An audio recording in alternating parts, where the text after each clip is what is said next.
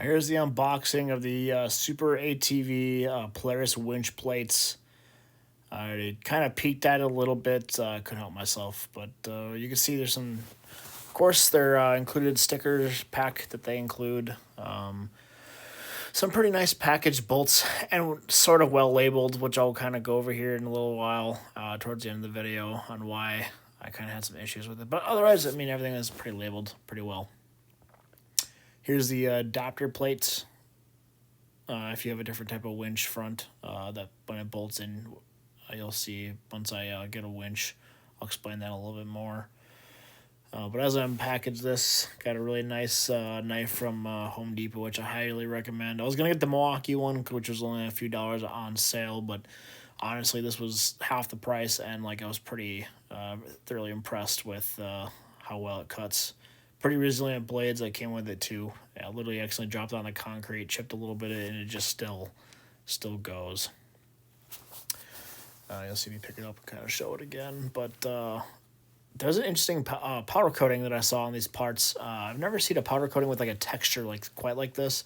Usually it's a smooth, flat color or even a glossy color on these parts here. And opening up the back plate, this is where the winch actually bolts into.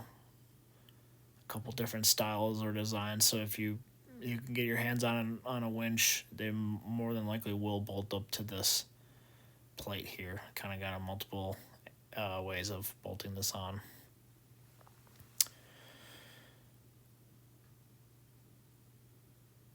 Showing that texture again. And it kind of comes in three main pieces to this whole thing, maybe even four, you could argue.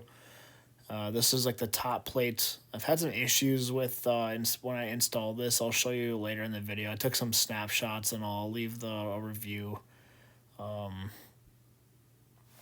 their website too, just kind of to voice my opinion on the product. Honestly, I would give it a 3 out of 5 thus far. We'll see once I start to order and get Harbor Freight. I want to get try out their winch on the unit. Again, this is for the 2024 Polaris RZR XP 1000. So one of the newer machines. But this part, yeah, here I'll show you the weird, interesting powder coating. I don't think I hate it. It's definitely different. It's all it really is. I don't really hate on it.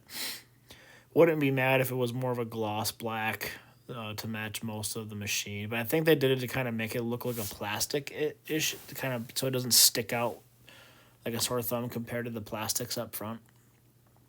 Some of the bolts, my guessing it was anti-seize that they put in there, or it could have been a thread lube to assist the bolts in a little bit easier.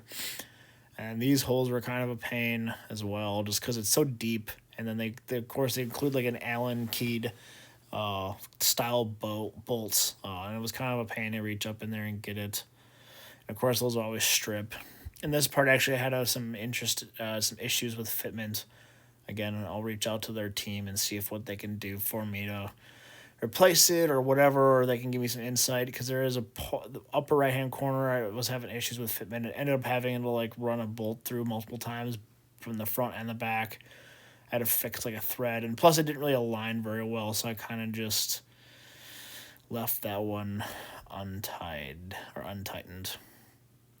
Put everything in the box here, and then I have some snapshots of the installation of some of the things I was having issues with. So this is the side that was giving me the most grief. It just was not aligning, and I had to throw the bolt from the front and the back. Almost had to go get a thread chaser to just try to get it to clean up the threads, and I couldn't get it to go in straight. Same with this. The holes are aligned, but you notice at the top, the part wasn't really aligning with the stock plastics.